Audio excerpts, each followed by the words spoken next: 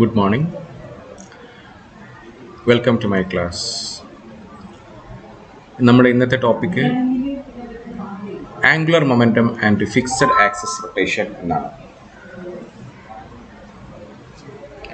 യഥാർത്ഥത്തിൽ ആംഗുലർ മൊമെൻറ്റത്തിൻ്റെ ഏറ്റവും വലിയ ആപ്ലിക്കേഷൻ എന്ന് പറയുന്നത് റിജിഡ് ബോഡി മോഷൻ അതിനെ നമ്മൾക്ക് പഠിക്കാൻ സാധിക്കുന്നു എന്നുള്ളതാണ്. അപ്പോൾ എന്താണ് റിജിഡ് ബോഡി, അതിനെക്കുറിച്ച് നിങ്ങൾ ഡീറ്റെയിൽ ആയിട്ട് പഠിക്കും.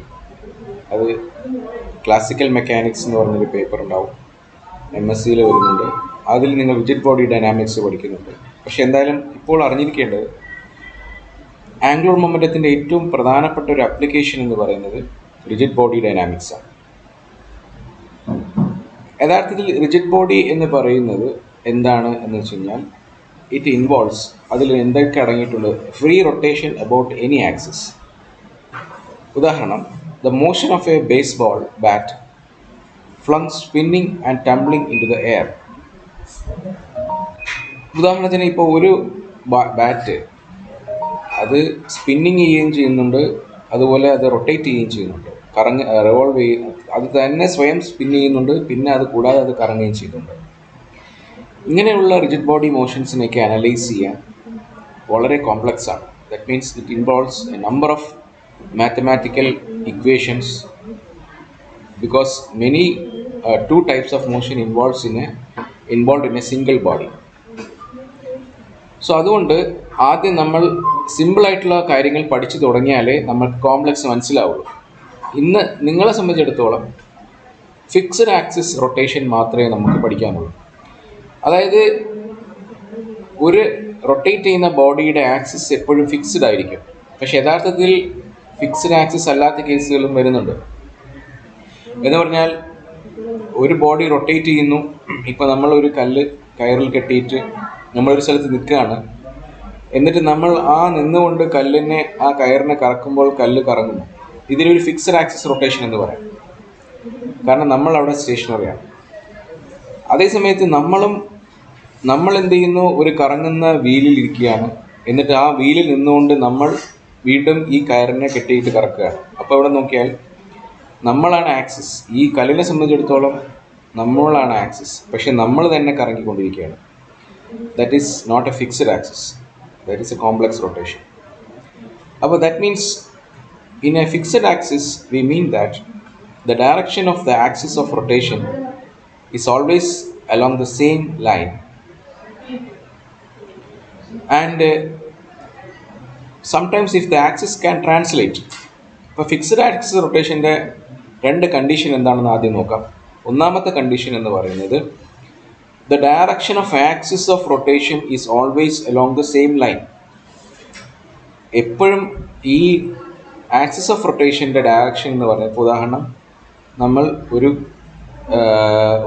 ഒരു കമ്പുണ്ട്, അത് എപ്പോഴും ഒരു വെർട്ടിക്കലായിട്ട് എക്സ് ആക്സിസിലേക്ക് എപ്പോഴും നിൽക്കുകയാണ്. ഈ കമ്പിലേക്ക് ഒരു കയറിൽ കെട്ടി ഒരു കല്ല് കറങ്ങിക്കൊണ്ടിരിക്കുകയാണെന്ന് സങ്കല്പിച്ചാൽ that is a fixed axis rotation. But condition is ഈ ഡയറക്ഷൻ ഒരിക്കലും മാറാൻ പാടില്ല. രണ്ടാമത്തേത്, it can translate, there is no problem, but it should not rotate. ഈ പോൾ, അതായത് ഈ ആക്സിസ് എന്ന് പറയുന്ന സംഭവം നമുക്ക് ആ ആക്സിസിനെ ട്രാൻസ്ലേറ്റ് ചെയ്യാൻ പറ്റും. എന്ന് വെച്ചാൽ ഒരു പോയിന്റിൽ നിന്നും വേറൊരു പോയിന്റിലേക്ക് സഞ്ചരിക്കാൻ സാധിക്കും, റൊട്ടേറ്റ് ചെയ്യാതെ പൊസിഷൻ മാറാൻ പറ്റുന്നതിനാണ് ട്രാൻസ്ലേഷൻ എന്ന് പറയുന്നത്. For example, a car wheel is attached to an axle undergoes a fixed axis rotation as long as the car drives straight. ഒരു കാർ സ്ട്രെയിറ്റ് ആയിട്ട് തന്നെ പൊയ്ക്കൊണ്ടിരിക്കുകയാണെങ്കിൽ ഈ കാറിൻ്റെ വീൽ എന്ന് പറയുന്നത് ഫിക്സ്ഡ് ആക്സിസ് റൊട്ടേഷനാണ്. കാരണം എന്താ, കാറ് സ്ട്രെയിറ്റ് ആയിട്ടാണ് പോകുന്നത്. അപ്പോൾ കാറിൻ്റെ വീല് കണക്ട് ചെയ്ത ആക്സിസും ഡയറക്ഷൻ മാറുന്നില്ല. കാരണം എന്താ, കാറ് സ്ട്രെയിറ്റ് ആയിട്ട് പോകുന്നതുകൊണ്ട് കാറിൻ്റെ വീലിൻ്റെ ആക്സിസും ട്രാൻസ്ലേറ്റ് ചെയ്യുന്നുണ്ടെന്നല്ലാതെ ആ വീലിൻ്റെ ആക്സിസിൻ്റെ ഡയറക്ഷൻ അവിടെ മാറുന്നില്ല. എപ്പോഴാണ് മാറുക, കാർ എപ്പോഴെങ്കിലും ടേൺ ചെയ്യുകയാണെങ്കിൽ, ഒരു വളവ് പോവുകയാണെങ്കിൽ, അല്ലെങ്കിൽ സ്ട്രെയിറ്റ് ലൈൻ അല്ലാതെ വളഞ്ഞു പോകേണ്ട സിറ്റുവേഷൻ വരുമ്പോഴാണ് ഈ കാറിൻ്റെ വീലിൻ്റെ ആക്സിസ് മാറുന്നത്, ഡയറക്ഷൻ മാറുന്നത്. അപ്പോൾ എന്ത് സംഭവിക്കും? If the car turn the wheels must rotate about A vertical axis well simultaneously spinning on the axis.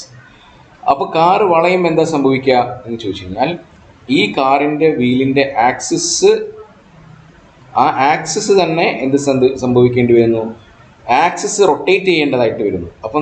അപ്പം നോക്കേ, ഒരു കാറ് സ്ട്രെയിറ്റ് ലൈനിൽ പൊയ്ക്കൊണ്ടിരിക്കുന്നു. അപ്പോൾ നമ്മളുടെ കാറിൻ്റെ വീലിൻ്റെ ആക്സിസ് എന്ത് സംഭവിക്കുന്നു? ഹൊറിസോണ്ടലായിട്ട് ഇങ്ങനെ നിൽക്കുകയാണ്. അങ്ങനെ നിൽക്കുമ്പോൾ കാറ് വലത്തേക്ക് തിരിയുകയാണെങ്കിൽ ഈ ആക്സിസ് ക്ലോക്ക് വൈസിലേക്ക് റൊട്ടേറ്റ് ചെയ്യും. അതേസമയം ഈ കാറ് ഇടത്തേക്ക് തിരിയുകയാണെങ്കിൽ ഈ കാറിൻ്റെ വീലിൻ്റെ ആക്സിസ് ആൻറ്റി ക്ലോക്ക് വൈസിലേക്ക് റൊട്ടേറ്റ് ചെയ്യും. അതേസമയം കാറ് സ്ട്രെയിറ്റ് ലൈനിൽ തന്നെ പോവുകയാണെങ്കിലോ ഈ കാറിൻ്റെ ആക്സിസ് ട്രാൻസ്ലേറ്റ് മാത്രമേ ചെയ്യുന്നുള്ളൂ, പക്ഷേ അത് റൊട്ടേറ്റ് ചെയ്യുന്നില്ല. So that is the condition for fixed axis rotation. That means the car should not rotate. The car should go in the straight line. That means there should not be any rotation for the axis of rotation. That means if the wheel flies off the axle and wobbles down the road, the motion is definitely not rotation about a fixed axis. അതായത് suppose ഈ കാറിൻ്റെ wheel ഈ ആക്സിലിൽ നിന്ന് പുറത്ത് ചാടിയെന്ന് വിചാരിക്കാം. അപ്പോൾ എന്ത് സംഭവിക്കും?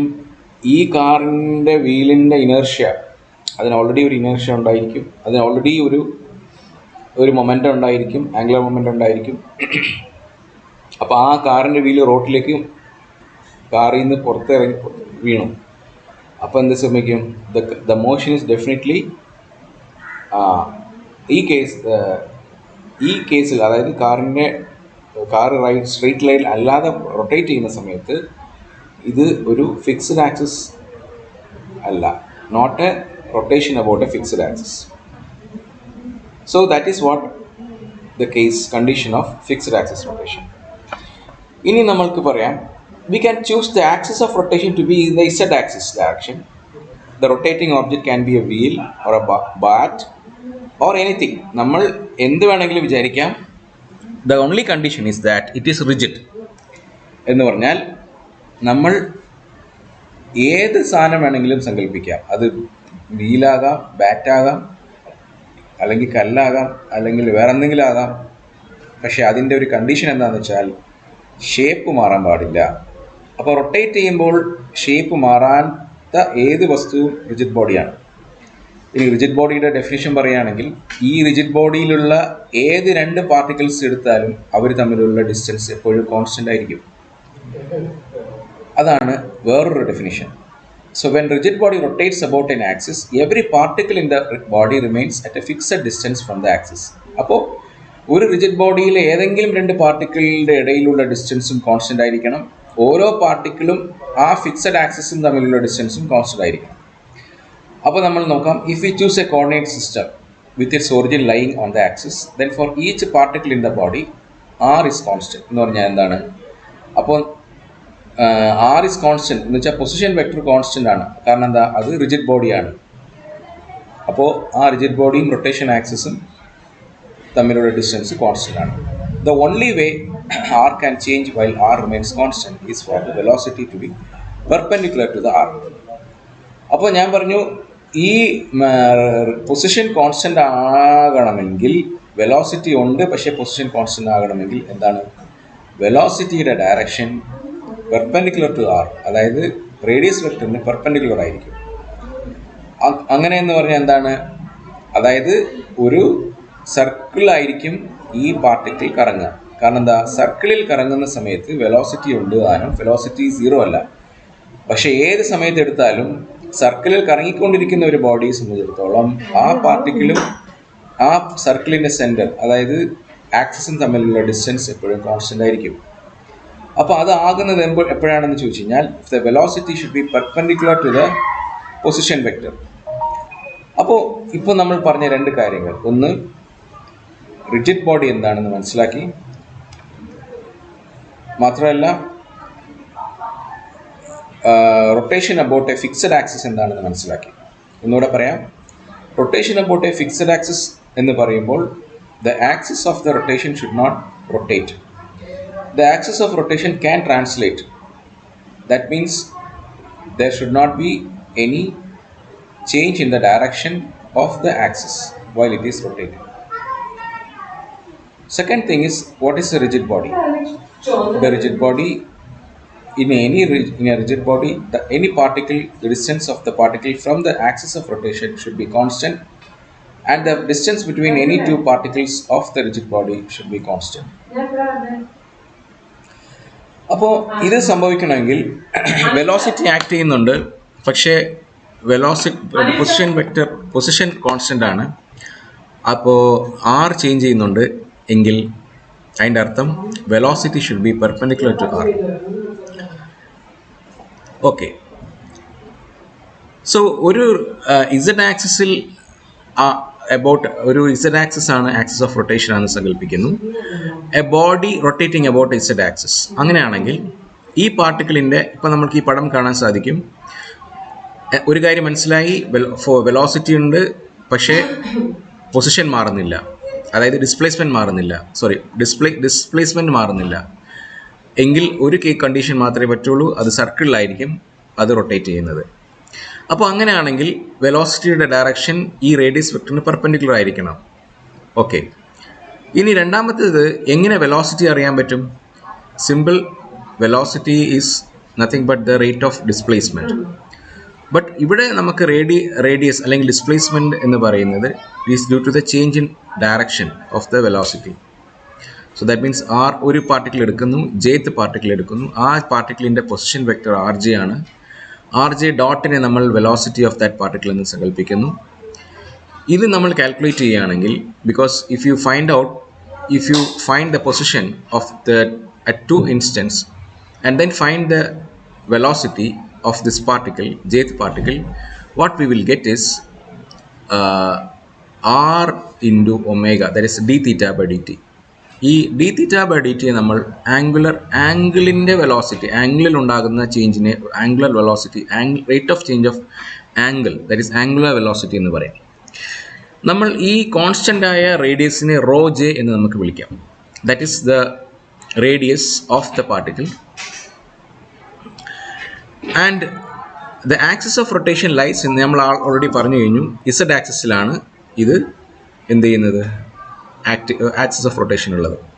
അപ്പോൾ നമുക്കറിയാം ഈ പാർട്ടിക്കിൾ ഇപ്പോൾ എക്സ് വൈ പ്ലെയിനിലാണ് എന്ത് ചെയ്യുന്നത്, റൊട്ടേറ്റ് ചെയ്തുകൊണ്ടിരിക്കുന്നത്. അപ്പോൾ നമുക്ക് പറയാൻ പറ്റും റോ ജെ എന്ന് പറയുന്ന റേഡിയസ് എന്ന് പറയുന്നത് x j square plus y j square with a root. കാരണം നമുക്കറിയാം എക്സ് വൈ എന്ന് പറയുന്ന ആക്സിസുകൾ പെർപെൻഡിക്കുലർ ആണ്, അവർ രണ്ടുപേരും ഇസഡ് ആക്സിസിന് പെർപെൻഡിക്കുലർ ആയിരിക്കും. അപ്പോൾ നമ്മൾ ഈ ഒറിജിനിൽ നിന്നും ഈ പാർട്ടിക്കിളിലേക്ക് ഒരു വെക്റ്റർ വരയ്ക്കുകയാണെങ്കിൽ ഈ വെക്റ്ററിൻ്റെ രണ്ട് കമ്പണൻറ്റ് ഒരു റൈറ്റ് ട്രയാങ്കിൾ ഫോം ചെയ്യും. ഈ റൈറ്റ് ട്രയാങ്കിളിൻ്റെ രണ്ട് ഡിസ്റ്റൻസ് എന്ന് പറയുന്നത്, രണ്ട് സൈഡ് എന്ന് പറയുന്നത് എക്സ് ജെയും വൈ ജെയും ആയിരിക്കും. അങ്ങനെയാണെങ്കിൽ ഈ റൈറ്റ് ട്രയാങ്കിളിൻ്റെ ഹൈപ്പോട്ടന്യൂസ് ആർ ജെ അല്ലെങ്കിൽ എന്ന് പറയുന്നത് റോ ജെ എന്ന് പറയുന്നത് root of x j square plus y j square ആയിരിക്കും. ഓക്കെ, ഇനി നമ്മൾക്ക് ഈ ഒരു പാർട്ടിക്കിളിൻ്റെ ആംഗുലർ മൊമെൻറ്റത്തെ കുറിച്ച് പറയാം. എന്താണ് ആംഗുലർ മൊമെൻറ്റം? ഒരു പാർട്ടിക്കിളിൻ്റെ ആംഗുലർ മൊമെൻറ്റം എന്ന് പറയുന്നത്, first of all it is moment of linear momentum. What is moment? Moment of A force നമ്മൾ പഠിച്ചിട്ടുണ്ട്, മൊമെൻറ്റ് ഓഫ് എ മൊമെൻറ്റം പഠിച്ചിട്ടുണ്ട്. Basically moment of something means how much rotating effect has A quantity has. അതായത് നമ്മൾ moment of something എന്ന് പറഞ്ഞാൽ ആ സംതിങ്ങിന് എത്രത്തോളം rotate ചെയ്യാനുള്ള കഴിവുണ്ട്, അതിനെയാണ് നമ്മൾ മൊമെൻറ്റ് ഓഫ് സംതിങ് എന്ന് പറയുന്നത്. So if say moment of force എന്ന് പറഞ്ഞാൽ മൊമെൻറ്റ് ഓഫ് ഫോഴ്സ് എന്ന് വെച്ചാൽ ആ ഫോഴ്സിനെ എത്ര റൊട്ടേറ്റിംഗ് എഫക്റ്റ് ഉണ്ട്, that is moment of force. Moment of momentum എന്ന് പറഞ്ഞാൽ ഈ മൊമെൻറ്റത്തിന് എത്ര റൊട്ടേറ്റിംഗ് എഫക്റ്റ് ഉണ്ട്. അപ്പോൾ ആംഗുലർ മൊമെൻറ്റം എന്ന് വെച്ചാൽ മൊമെൻറ്റ് ഓഫ് മൊമെൻറ്റം. അപ്പോൾ ഒരു പാർട്ടിക്കിൾ, ജെയ്ത്ത് പാർട്ടിക്കിളിൻ്റെ ആംഗുലർ മൊമെൻറ്റം എന്ന് പറഞ്ഞാൽ ആ പാർട്ടിക്കിളിൻ്റെ ആ പാർട്ടിക്കിളിൻ്റെ മൊമെൻറ്റത്തിന് എത്ര ടേണിംഗ് എഫക്റ്റ് ഉണ്ട്. അതെങ്ങനെ കാൽക്കുലേറ്റ് ചെയ്യുന്നു വെച്ച് കഴിഞ്ഞാൽ ഒരു കോമൺ മാത്തമാറ്റിക്കൽ പ്രൊസീജിയറാണുള്ളത്. If you take the cross product of a position vector of a quantity, you will get the rotating effect of that quantity. അത് മാത്സിലെ കോമൺ ഒരു ഫാക്ടറാണ്. ഏതൊരു വസ്തുവിൻ്റെ പൊസിഷൻ വെക്ടറിൻ്റെ ക്രോസ് പ്രോഡക്റ്റ് എടുത്താൽ ആ വസ്തുവിൻ്റെ റൊട്ടേറ്റിംഗ് എഫക്റ്റ് നമുക്ക് കിട്ടും. അതേപോലെ ഡെൽ ക്രോസ് ഉണ്ട്, ഡെൽ ഡോട്ട് ഉണ്ട്, അതിനൊക്കെ ഓരോ അർത്ഥങ്ങളുണ്ട്. Del cross of a quantity എന്ന് പറഞ്ഞാൽ നമുക്ക് കേൾ എന്നാണ് അതിന് പറയാം. അതുപോലെ del dot of a quantity എന്ന് പറയുന്നത് പ്രൊജക്ഷൻ ഓഫ് എ ക്വാണ്ടിറ്റി. ഇതേപോലെ position vector cross of a quantity will give you the rotating effect of that quantity. ഇപ്പോൾ ഇവിടെ നമ്മൾ ആംഗുലർ മൊമെൻറ്റം കണ്ടുപിടിക്കാൻ പോവുകയാണ്. So what I have to do, ആ പാർട്ടിക്കിളിൻ്റെ മൊമെൻറ്റം അറിയണം എങ്കിൽ ആ മൊമെൻറ്റത്തിൻ്റെ മൊമെൻറ്റം കണ്ടുപിടിക്കാൻ r cross linear momentum. So r j cross m J V J എന്ന് പറയുന്നത് എന്തായിരിക്കും? ജേത്ത് പാർട്ടിക്കിളിൻ്റെ ആംഗുലർ മൊമെൻറ്റം ആയിരിക്കും. കാരണം ആംഗുലർ മൊമെൻറ്റം എന്നൊക്കെ പറയുന്നത് ലീനിയർ മൊമെൻറ്റത്തിൻ്റെ ആർ ക്രോസ് ആണ്. R cross of the linear momentum ആണ്. So that is how you are seeing here equation Lj is equal to Rj vector cross Mj Vj cross. ഇനി നമ്മൾ ഇവിടെ നിങ്ങൾ ഫസ്റ്റ് B.SCയിലാണ് പഠിക്കുന്നത് കൊണ്ട് നിങ്ങളെ സംബന്ധിച്ചിടത്തോളം ഒരു ആക്സിസിൻ്റെ ആക്സിസ് ഫിക്സഡ് ആണ് എന്ന് പറഞ്ഞാൽ ആക്സിസ് ഡയറക്ഷൻ മാറുന്നില്ല. ആ ഒരു കേസ് മാത്രമേ നമ്മളിപ്പോൾ പഠിക്കുന്നുള്ളൂ. മറ്റ് കേസുകൾ പിന്നീട് നമ്മൾ പഠിക്കും. That means we are only concerned with LZ. That means the component of the angular momentum along the axis of rotation. മറ്റുള്ളവയെ കുറിച്ച് നമ്മൾ ഇപ്പോൾ പഠിക്കുന്നില്ല. അതായത് the component of angular momentum along the axis of rotation. ഇവിടെ Vj lies in the xy plane. യഥാർത്ഥത്തിൽ velocity എന്ന് പറയുന്നത് എവിടെയാണുള്ളത്? xy പ്ലെയിനിലാണുള്ളത്. So what is the component of angular momentum along the axis of rotation എന്ന് ചോദിച്ചാൽ jth particle ആണുള്ളത്.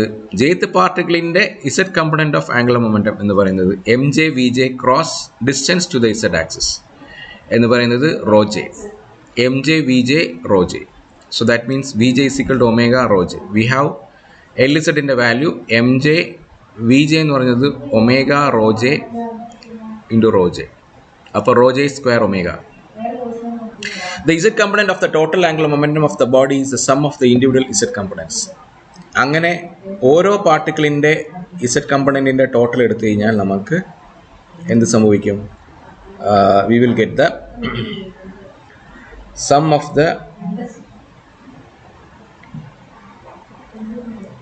of the angular momentum.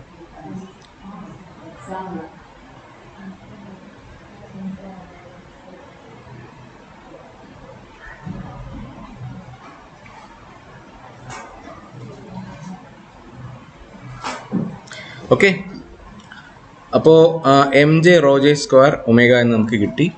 എങ്ങനെ കിട്ടി? V ജെക്ക് പകരം omega rho to rho J to, പിന്നെ ആർ എന്ന് പറയുന്നത് distance to the Z axis ആണ് നമ്മൾ ഇവിടെ എടുക്കുന്നത്. അത് റോ ജെ ആണ്. അപ്പോൾ റോ ജെ ഇവിടെ ഓൾറെഡി ഉണ്ട്. പിന്നെ വി ജെയിൽ ഒരു റോ ജെ ഉണ്ട്. അപ്പോൾ വിക്ക് പകരം റോ ജെ ഒമേഗ ജെ കൊടുക്കും. അപ്പോൾ M J rho J square omega കിട്ടി. ഓക്കെ, ഇനി നമ്മൾ എന്ത് ചെയ്തു? The total angular momentum Z കമ്പണൻറ്റിലെ angular momentum of the body കണ്ടുപിടിച്ചു. അതിനെന്ത് ചെയ്യണം? ഈ ഒരു പാർട്ടിക്കിളിൻ്റെ ആംഗുലർ മൊമെൻറ്റം കണ്ടുപിടിച്ചതുപോലെ sum of all the angular momentum of all the particles. അപ്പോൾ നമുക്ക് എന്ത് കിട്ടും?